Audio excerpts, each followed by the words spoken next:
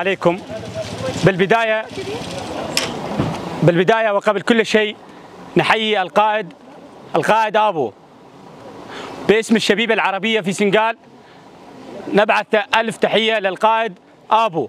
نحن في هذه المسيرة أو الفعالية اليوم لنقول لكم أنه تم إبلاغنا عن الحالة الصحية للقائد آبو، وأرسل لنا تحياته، وتأثرت بها الشبيبة والأمرأة الشابة والشعب في حالة الحماس والإثارة ومعنويات عالية للغاية.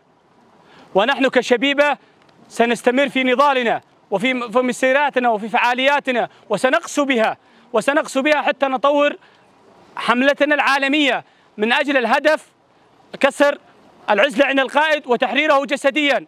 ونحن مستمرين كشبيبة وامرأة شابة وقوات عسكرية ومجالس وكافة القوات. ونحن اليوم قمنا بعدة فعاليات وأجبرنا تركيا وغيرها أن يخضع لنا مثل ما فعلنا هذا الشيء، وأتينا بخبر عن القائد سوف نجبرهم على أن يحرروه جسديا. مع حملاتنا المستمرة وقوتنا سوف ننتصر وبكل جهد وبكل عزيمة.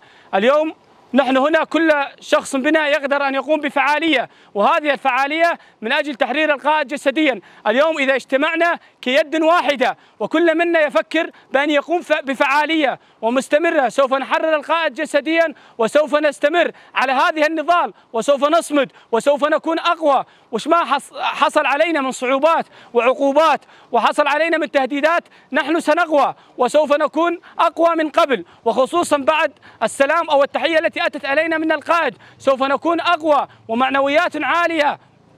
ونحن اليوم الشبيبة موجودين في كل مناطق العالم وليس في سنجاري فقط، والشبيبة حملاتها مستمرة في جميع أنحاء العالم. ونحن نقول لتركيا ومن حالفها سوف نكون مستمرين بحملتنا، وفعالياتنا، وسننشرها إلى أبعد الأمم من أجل تحرير القائد جسديا. وسنقول لهم فستخضعون لنا مثل ما خضعتوا في الأولى، ستخضعون إلى تحرير القائد جسديا. ونحن في هذه المسيرة والفعالية لنبين لكم الصورة أنه نحن أقوياء، ونحن مستمرين على هذه القوة ومستمرين بهذه الفعالية. ونحن يد واحدة ولا تستطيع العدوان مثل تركيا الفاشية وغيرها من تحريكنا أو تفتيتنا. فنحن دائما مقويات عالنا، ولا تفكروا بأن العمل الذي تقومون به من قصف وغيره أنه يهبط معنوياته، فإن هذا الشيء يزود معنوياتنا قوة، خصوصا بعد تحيات القائد. ونحن الشبيبة العربية والمجالس والقوة العسكرية وكنا جميعا نرسل تحياتنا إلى القائد عبد الله أوجلان ونقول له نحن أحفادك ومستمرين على نهجك وعلى طريقك، وسوف يتم تحريرك جسديا وبالقوة إن شاء وإن أبوا. عاش القائد آبو، عاش القائد آبو. تصفيق.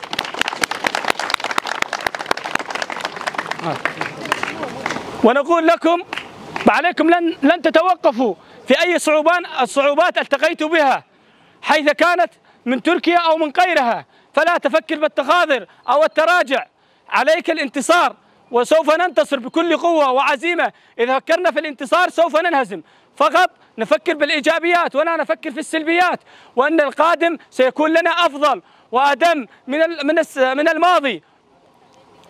وأنتم اليوم اجتمعتم هنا لنعبر لكم ونبلغكم تحيات القائد عبد الله أوجلان.